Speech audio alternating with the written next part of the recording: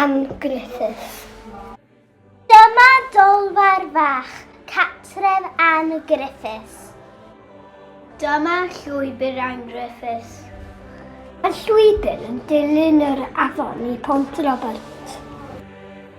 Roedd Anne Griffiths yn cerdded y llwybr bob dydd Sul i gapel John Hughes yn Pont Robert.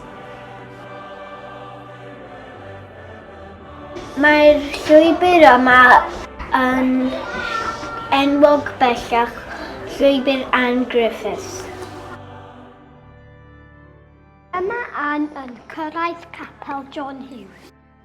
Dyma John Hughes, y pregethwr gorau yn Nghymru.